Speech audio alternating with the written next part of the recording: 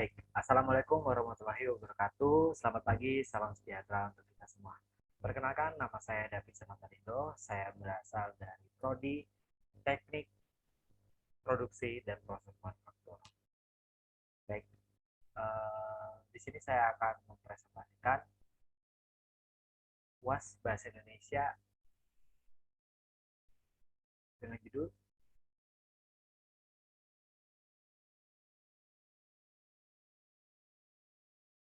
ya, penerapan metode Scamper dalam mengembangkan minat baca siswa sekolah dasar. Adapun materi pembahasan yang akan kita bahas, yang pertama adalah latar belakang, yang kedua ada rumusan masalah, ketiga ada tujuan penelitian, keempat ada scamper, kemudian kelima atau yang terakhir adalah metodologi penelitian. Langsung saja, yang pertama adalah latar belakang. Minat baca adalah sumber motivasi kuat bagi seseorang untuk menganalisa dan mengingat serta mengevaluasi bacaan yang telah dibacanya. Nah, sering kita temui bahwa rendahnya minat baca sangat berpengaruh besar terhadap mutu pendidikan. Secara umum terdapat dua faktor yang mempengaruhi tinggi rendahnya minat baca bagi siswa. Yang pertama ada faktor internal, yang kedua ada faktor eksternal. Apa sih faktor tersebut? Yang pertama, faktor internal itu berasal dari dirinya sendiri, kebiasaannya ataupun ekspresi dia dalam uh, membaca. Kemudian faktor eksternal adalah dari fasilitas perpustakaan berupa buku yang sekarang mungkin sudah usang atau yang tidak bergambar atau yang memiliki tulisan-tulisan kecil yang sulit untuk dibaca. Nah, buku yang menarik bagi anak-anak ialah buku yang mempunyai tampilan warna-warni, kemudian beraneka ragam gambar. Sementara itu, buku yang ada di perpustakaan itu seringkali itu sudah lama, sudah usang, terus kemudian tidak memiliki gambar seperti itu, tulisannya kecil ya kayak gitu. Jadi hal itu membuat siswa itu bosan gitu dan uh, bagi mereka itu tidak menarik. Nah, selain itu kurangnya juga budaya membaca di lingkungan keluarga, masyarakat, dan lingkungan sekitar juga itu sangat mendukung minat baca seorang siswa. Baik, rumusan masalah. Apa yang membuat Anda mengangkat penelitian ini? Yang kedua, bagaimana menganalisa minat baca siswa sekolah dasar? Kemudian yang terakhir ada bagaimana cara meningkatkan minat baca siswa sekolah dasar. Ya, selanjutnya ada tujuan penelitian. Tujuan penelitiannya yang pertama mengetahui dan memahami penyebab dari penelitian ini. Kemudian yang kedua mampu menganalisa penyebab terjadinya kurang minat baca siswa sekolah dasar. Dan yang terakhir dapat menanggulangi masalah kurangnya minat baca yang terjadi pada siswa sekolah dasar. Baik, selanjutnya saya akan menjelaskan tentang scamper. Nah, scamper itu eh, setelah saya review beberapa jurnal, di sini saya mendapatkan bahwa scamper itu yang pertama ada di bidang pendidikan. Nah, metode scamper dapat diterapkan di bidang pendidikan seperti contoh jurnal yang saya ambil ini adalah teknik scamper, stimulasi kreativitas mahasiswa calon guru biologi pada aktivitas laboratorium. Nah, penelitian ini menganalisa kreativitas calon guru biologi dalam kegiatan laboratorium. Nah, di sini ada sudah tabel kreativitas calon guru dalam menyusun rancangan percobaan atau praktikum. Nah, di sebelah kiri ada tabel gambar yaitu kemampuan diagram ya, diagram mohon maaf. Jadi diagram ini yang pertama yang sebelah kiri ini kemampuan berpikir divergen mahasiswa dalam membuat rancangan percobaan atau praktikum. Nah, yang di sebelah kanan ini adalah diagram kreativitas mahasiswa dalam membuat rancangan. Nah, selanjutnya ini ada gambar diagram lagi kreativitas mahasiswa dalam aktivitas laboratorium.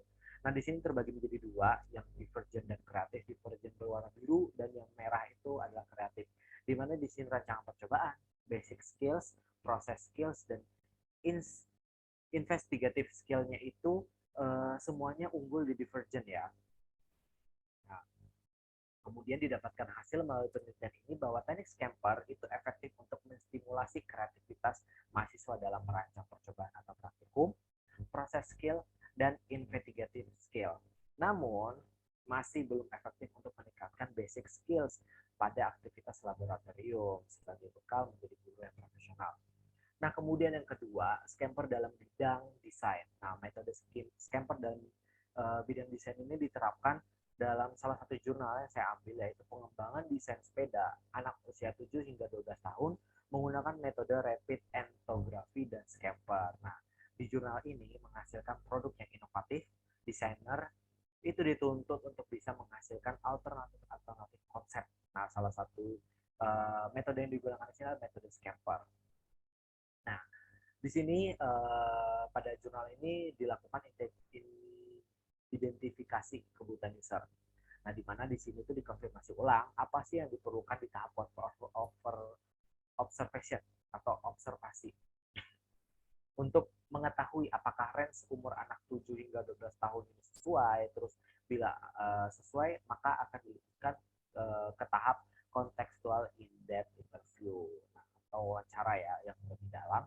Nah, dari hasil wawancara itu didapatkan opini berupa keluhan baik dari anak dan orang dewasa atau orang tua yang mendampingi anak mereka. Nah, dari sini responden juga diminta untuk mengomentari hasil observasi yang sudah dilakukan. Nah, kemudian didapatkan di sini sebelah kiri ada tabel, yaitu atribut dan design requirement. Ada atributnya sustainability, kenyamanan dan keamanan.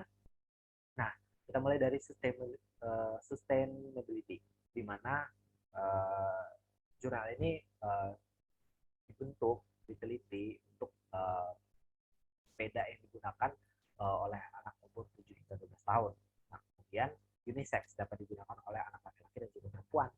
Kemudian ada sistem yang mengakomodir mode balance bike untuk memudahkan proses belajar sepeda seperti itu.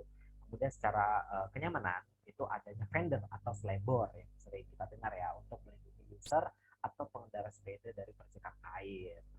Kemudian ada spare part juga yang mudah dibeli atau mudah didapatkan, dan selanjutnya ada bagian-bagian sepeda yang dapat mudah disesuaikan atau di adjustment. Nah, menggunakan tools konvensional, tools yang tidak sulit untuk kita dapatkan seperti itu.